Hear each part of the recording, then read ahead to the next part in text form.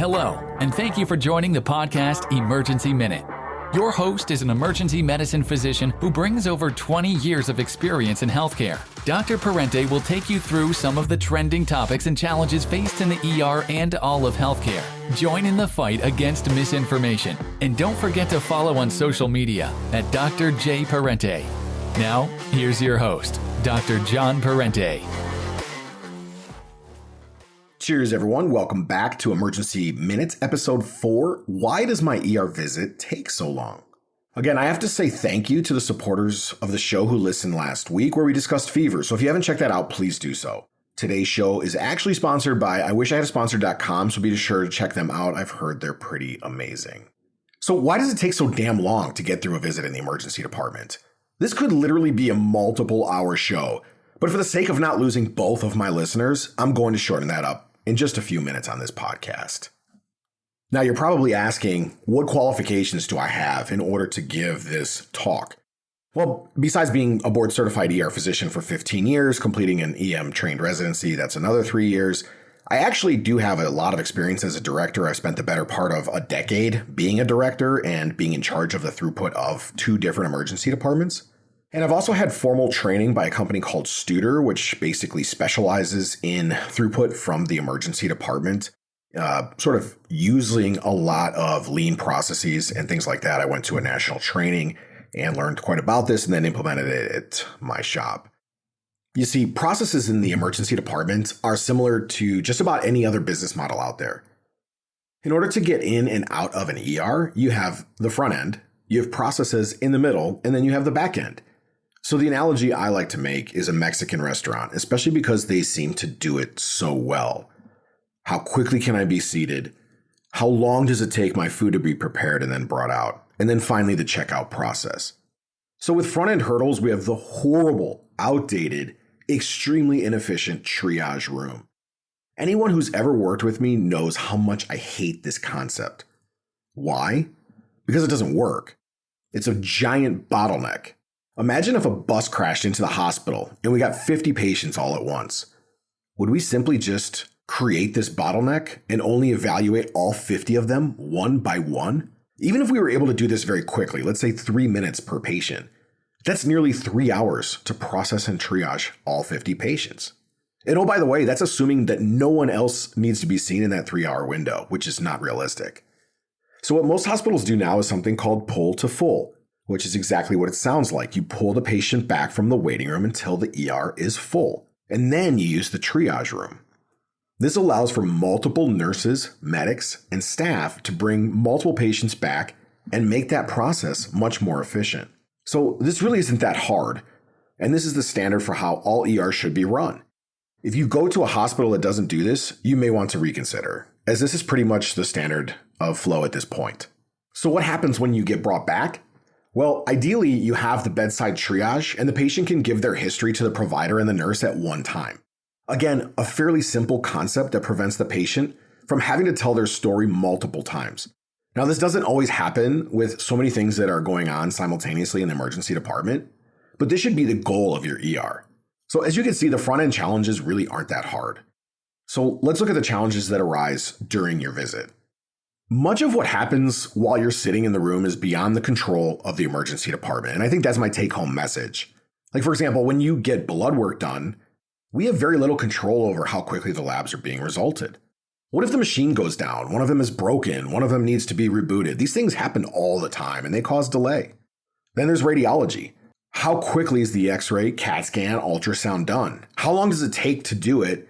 And then how quickly does the radiologist read the study? This is often one of the biggest delays in the ER.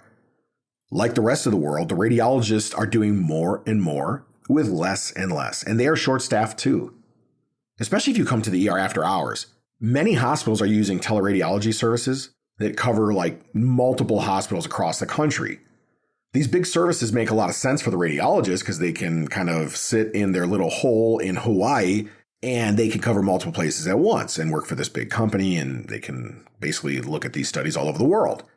But it sucks for the local ERs because there's these massive delays that happen, and then there's no backup plan. I've waited as long as 4 or 5 hours for a reading, and that's no joke. And that's not uncommon, unfortunately. But what do people say? Oh, my ER visit took so long. It's not always the ER. So I say this all the time, healthcare is broken. This is perfect evidence for that. The good news is most ER docs are more than capable of reading their own plain film x-rays. But when it comes to something like an intricate finding on a CT or an ultrasound, this really should be read by a board-certified radiologist. And then there's the urine. Dear God, I hate the urinalysis. It's one of the few tests that we do that is completely dependent upon the patient doing something in order for us to get a result. With blood, we go get it. With x-rays, imaging would just take you over to the department and we'll get the pictures done. But a urinalysis is dependent upon the patient having to pee. And I'll tell you what, I don't believe in ghosts, but there must be some sort of spirit that travels around city by city and visits people who are about to go to the ER and makes them take a piss. It's unbelievable, and it happens all the time. I can't tell you how many times I walk out of a room and say, this is what we're going to do. We're going to get some blood work. We're going to get some CAT scans, and we're going to need you to pee because we're going to check your urinalysis and go about our day. And as I'm walking out the door, but doc, I just peed before I came. So I think the take home is if you're about to come to the emergency department and you're having symptoms, belly pain, vomiting, whatever it may be, just know that there's a good chance we're going to need that urine sample. And also, for the love of God, please don't pee in a jar and bring it in. I could do an entire podcast on things patients have brought in and took pictures of, and they want to show me. Like, nope, I believe you. I'm sure you did pass a blood clot as big as a cheeseburger from your anus. I don't need to see it. I digress. All right, finally, let's look at the back end hurdles. This applies mostly to patients being admitted or transferred out of the ER. Because if you're simply there as what we call a treat and street, meaning you get an injured ankle, you get an x-ray, we put a splint on it, and then you go home, that process is usually fairly simple. Now, not all hospitals are created equal, so keep that in mind. But for something that simple, you're not usually waiting that long for a discharge, unless something catastrophic happens within the department. If you want to hear more about the admit and the transfer crisis, I would definitely recommend you take a listen to Emergency Minute, episode 2 on the boarding and transfer crisis at your hospital. That was a lot of fun talking about some of the challenges that we're facing right now, getting patients moved between hospitals, and how a lot of these patients that end up admitted are being boarded in the emergency department. So for patients being admitted to the hospitals, it's just a matter of calling the admitting physician, assuming they call back in a timely fashion, awaiting for a bed upstairs in the hospital, if there is a bed, or if there's a nurse to care for the patient in that bed, then waiting for that room to be cleaned, assuming the short-staffed cleaning staff is able to clean that room, and then having the nurses connect and call report, that's if the short-staffed floor nurses are available, then awaiting for a transporter to take the patient to the room, if your hospital even has a transporter, or what that process looks like. See? So simple.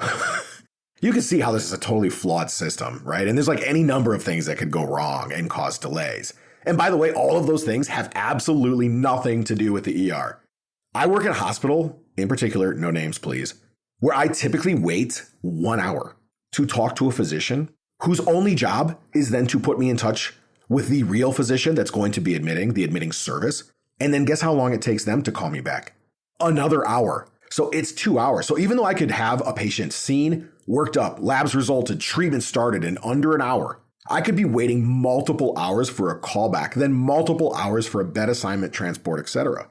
But what does everyone say? What does everyone remember? Why did my ER visit take so damn long? Now, this next part is going to be brief, as it is going to get me in trouble. But I cannot possibly talk about delays in getting patients admitted without touching upon one of the biggest, massive flaws in how hospitals function. And that is the role of the house nursing supervisor. And this isn't just one place. And I'm not naming any hospitals or anything like that. This is pretty universal. I refer to it as a paradigm because it's something that obviously doesn't make sense. It clearly doesn't work. And yet we all do it anyways, because that's just how we've always done it. You see, hospitals empower the nursing supervisors to serve as the off valve for the rest of the hospital. If the third floor just got an admission, well, we can't have a second one come up. We need to have the patient settled in first and wait 15, 30 minutes, and then the nurses can call report. Well, what about the ER? We don't have an off valve. We can't turn the valve off. The patients just keep coming in through the front door and by EMS in droves. I remember a few weeks ago when a nursing soup told me she couldn't take another patient upstairs because of the nursing ratios. I said, what about my nurses? My charge nurse is in charge right now, in triage, in Fast Track and has 8 assigned patients. How's that for a ratio? But unfortunately, if you empower this position to say no, to simply create delays on the back end, you have created a massive bottleneck that impacts the entire emergency department. Now, for the sake of this podcast, I haven't even touched upon some of the other elements of delay. What if a critically ill patient comes in, someone who is acutely, actively dying? This really brings the ER to a standstill. This occupies all resources, multiple nurses, staff, everybody trying to work together to save this person's life. What's crazy is that I can spend an hour trying to take care of a 6-month-old who ends up dying, only to return to my desk, and I'm reminded that the ER doesn't stop. No one cares that I just coded a baby.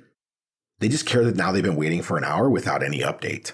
So now I have 20 pissed off patients who truly had an ER delay. I have to run around and see them while explaining in vague as terms as possible because I can't violate HIPAA privacy laws and things like that. I can just say, I'm sorry, I was dealing with a critically ill patient. So as you can see, there's about 100 reasons why your ER visit takes so long, most of which aren't even controlled by the ER. My ask is that you're kind to your treatment team. I promise they're working as hard as anyone in healthcare. We are trending in a direction that we have to do more and more and more with less and less and less. Just like much of the world, this truly is a broken system. But you know what? People who work in ERs are just wired differently. My nurses are freaking badasses, and they get it done, period. The rest of the hospital, shut it down and let everything fall on us in the ER because they know deep down we can handle it. We will figure it out. We will find a way to make sure our patients are getting the best care possible because that's what we do. It's who we are. It's in our DNA. So if you know someone that you think would enjoy the show, please remember to share this with them or leave a review. Share on social media. The only way I can get this information out there with a larger audience is by having the support of people like you. Sharing this, supporting on social media at Dr. J. Parente.